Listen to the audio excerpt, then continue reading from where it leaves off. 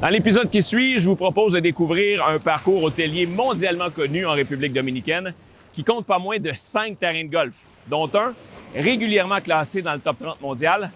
Bienvenue à Casa de Campo. Oh yes! Ça, c'est loin.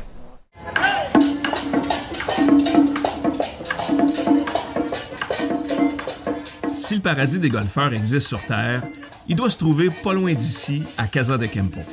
Ça se trouve en fait à La Romana, entre Punta Cana et la capitale Santo Domingo, au sud-est de la République dominicaine. Le récit qui suit veut mettre en lumière une destination de rêve pour tous les types de golfeurs.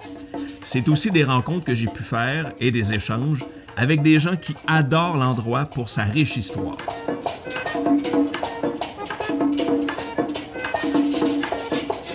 Bonjour. Tell me when the story of Casa de Campo started and what was at the origin of this great project and this great property? So it goes back to the 1960s. Actually, it goes way back before. So Gulf and Western, an American company, was the owner of Casa de Campo in Central Romana, the sugar mill. Central Romana really wanted to enhance tourism in the country. Okay. So they hired Pete Dye in the late 60s to come and build Teeth of the Dog. L'empreinte de Pete Dye est partout à Casa de Campo. Gilles Gagnon peut en témoigner puisqu'il s'est lié d'amitié avec l'architecte durant plus de 40 ans. Robert, que tu connais évidemment, nous en a passablement parlé. Mais toi, tu as connu Pete Dye personnellement. Il était comment comme être humain, Pete Dye? C'était comment comme bonhomme? Pete Dye était fantastique. C'est un de mes grands amis. Disons que je suis arrivé ici en 1980 et puis j'ai rencontré Pete Dye. Et la première chose qu'il m'a dit, il m'a demandé qu'est-ce que j'avais de l'expérience pour le gazon et puis ces choses. J'ai dit, j'étais dans un comité dans le club que je travaillais avant à Seven Oaks. Il dit, tu connais rien d'abord. J'ai dit, ça va bien notre affaire, right? Alors, mais on est devenus très, très amis. Il disait tout le temps, quand on a construit Die Forbes, ces choses-là, alors je marchais avec lui, j'avais un pad pour écrire des choses. Tu t'en vas dans une place que réellement, là, moi, je voyais rien. Hein? Je peux pas dire qu'il y avait un trou qui était pour aller là, rien de ça, right? Fait qu'il disait, OK, on va mettre un piquet ici, puis ces affaires-là. Puis là, je disais, il dit, tu vois-tu, je vois rien. Il dit, je sais, mais j'ai dit, pourquoi tu m'amènes? Il dit, encore que je tombe, puis tu prends des notes. Comme ça, tu me prends. Réellement, c'est lui, avec le golf, qui a commencé le développement, en réalité, de la République dominicaine, d'une manière ou l'autre. Il était un précurseur, là.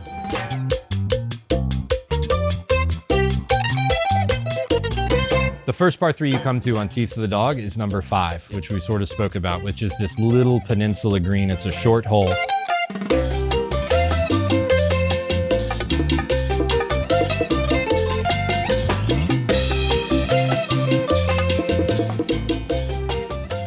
Jouer au bord de la mer au golf, il n'y a rien comme ça, bien honnêtement. Puis sur Teeth of the Dog, ça commence ici au 5e et on va se rendre jusqu'au 8e comme ça.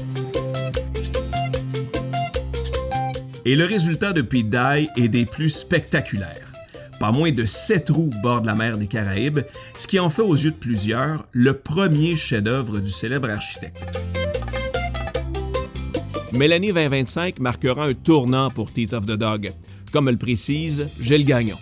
Est-ce que le facelift prévu pour 2025 est dans l'objectif de maintenir ou améliorer Teeth of the Dog? Alors, il faut refaire tous les bunkers. Ils vont tout brûler le gazon, refaire les fairways. Et puis, on va mettre 2-3 pouces de sable parce que réellement, là, il y a des places que c'est proche du coral. Ah oui, hein? Alors, on va tout brûler ça. Ils vont tout changer. Ils vont faire... les greens vont tout être changés. Do you still pinch yourself day after day, week after week, year after year, when you realize that your office is right down there and you have this view? I don't know, how do you react? Because I'm like, it's just amazing. We don't take it for granted at all. No. It is so special to play golf at sunset on Teeth of the Dog. Yeah. It's like, what is going on? And yeah, goosebumps. And you never take it for granted. You go over on the seaside holes and, you look over and you watch the sunset and it's crazy.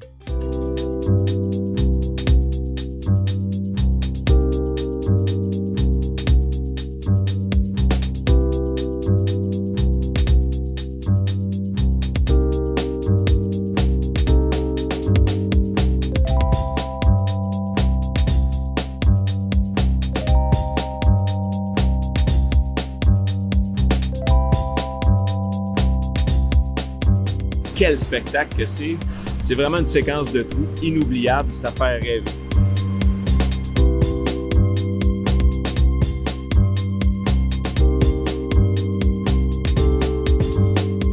« 176 verges, fanion complètement en arrière. Avec un fer 8 pour m'assurer d'être au centre du verre. C'est le genre de position de fanion où tu ne veux pas dépasser. La signature Pete Dye fait en sorte que des endroits bien arrondis par l'arrière de ce trou-là, c'est... On n'y va pas. Oh my God! Alors j'ai presque fait ce que je ne voulais pas faire, c'est-à-dire de rater le verre. Là, je suis chanceux parce que je suis pas en arrière, je suis juste aux abords. Mais j'ai quand même un petit coup d'approche bien le fun à jouer.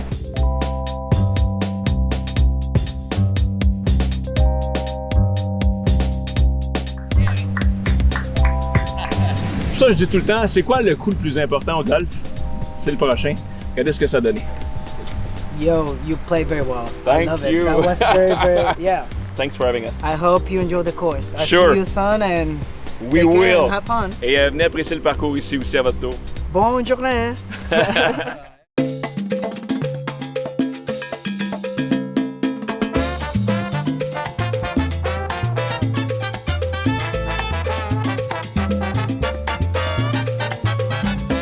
Presque mon deuxième tap-in birdie aujourd'hui. Et ça se trouve juste à côté des fameux trous de Pete Dye. D'ailleurs, je pense que les centres de Pete Dye sont juste ici. J'essaie d'aller faire mon bird 4e sur le front. Woo!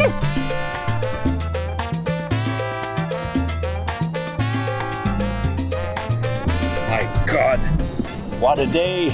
Quelle journée! Wow!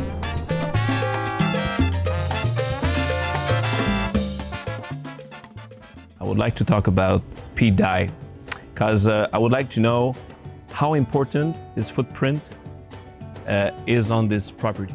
Well, Pete Dye himself is one of the best golf course architects ever.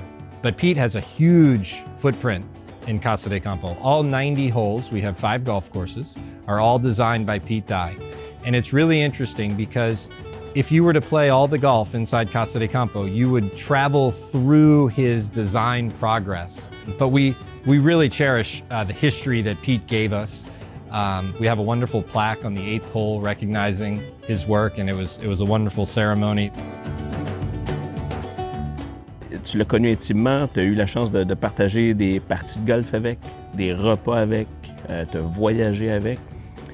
Puis, et la vie étant la vie, il y a une fin à tout. Tu l'as enterré. Oui. Ça s'est passé au 8e, c'est ça? C'est sur le 8e trou du... ce qui est arrivé avec Pete, c'est qu'il est devenu qu'il avait le dementia. Puis il me reconnaissait, mais à la fin, pas tellement. Et puis ce qui est arrivé une journée, on avait joué au golf, on avait joué sur... J'ai montré des photos, on a joué 9 trous, puis on est revenu à sa maison, puis j'ai dit « Hey, il s'est endormi un petit peu. » Je dis « Oh, you played good today. » He goes « Really? » Il savait souvent. Puis je l'ai emmené sur le terrain, et puis ça c'est parti de mon TED Talk. Je l'ai emmené sur le terrain une fois dans le kart, on était sur le 6, et puis j'ai dit à lui, j'ai regardé, j'ai dit « Pete, you did good. You did really good. » Et puis il y a eu des... Tu vois qu'il a compris un peu, il y avait un petit peu de l'eau dans ses yeux, et puis là, on l'a retourné, et puis finalement, il voulait être ici, ça c'était sa place. Et puis, il est mort ici à notre hôpital ici, et puis réellement peacefully, puis il voulait réellement, quand tu parles, il y a un livre qui disait « Bury me in a pot bunker ». Alors, on avait PB, son garçon et sa femme, ma femme. Je me souviens encore de marcher, là, sometimes it gets a little hard. On a marché, puis quasiment je me suis pensé, parce que qu'est-ce qu'il disait tout le temps, lui? Il disait « I'll take care of the golf course, you bring people ». Et c'est ce que tu as fait toute ta vie. Alors, c'est ce que j'ai décidé de faire. Et puis je me souviens un peu quand on a marché, parce qu'on est marché 18, on a commencé à marcher, puis quasiment ça est revenu dans ma tête, Just keep bringing people.